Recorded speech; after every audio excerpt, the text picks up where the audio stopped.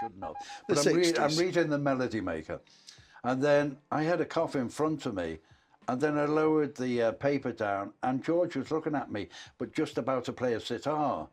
And I just rolled the paper back up, and I'm saying to myself, George Harrison, I haven't met him before. But anyway, I used to clean the flat as a thank you to Neil for staying there. And I'm throwing pieces of paper away that George and John had put, and they doodled away, whatever.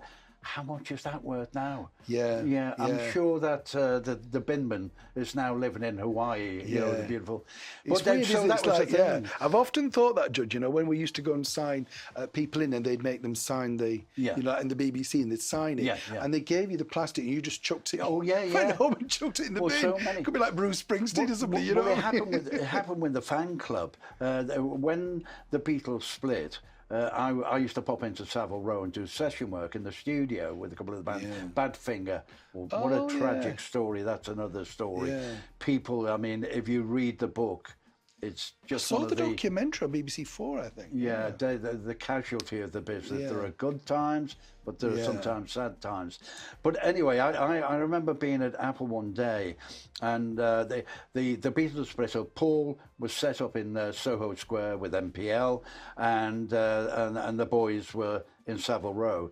And I remember going in there, and Neil saying, "Hey, Judd, are you going to Liverpool at the weekend?" I said, "Yeah." He said, "Look, we're winding up the fan club." And he said, "I just wanted to give Frida and the girls who worked in the fan club a thank you." And John was there, and he said, "We want to give her a cheque." And he gave me a cheque for £100, and John had signed it. And I always remember it was a NatWest cheque, not an Apple cheque. And John signed it, £100 and all that. And then John turned around and said, "How are you getting up there?" I said, "Well, you know, getting the train with Laurie, who was one of the receptionists from Liverpool." He said, no, he said, "You can take the car." I said, "The car?" He said, "Yeah." The biggest Pullman white Mercedes I've ever seen with black windows. Well, Laurie and I jump in there, and I'm trying to think of who it was. It Barry? It'll come to me in a bit. But the driver, Alf, it was Alf Bicknell, a lovely guy. So he's driving, and as we're going down the motorway, we stop at every service station.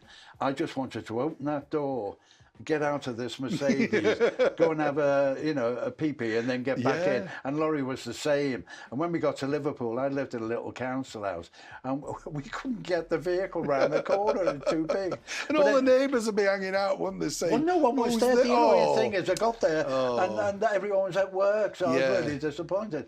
But anyway, so, you know, I gave the cheque to Frida, and that £100, I wish there was a camera, a photograph, because there was nothing I could record it with. I didn't have the money to keep the cheque. You know, we didn't have any mobile phones. But we went out that night, and Frida, we had a great time. But getting back to, we were taking all the stuff out of the fan club, and there were, you know, signatures, this, that, and they're all being thrown in the bin, just to clear the office. And I'm thinking, in hindsight, how many valuable signatures went by the by. But anyway, so that was my introduction to London.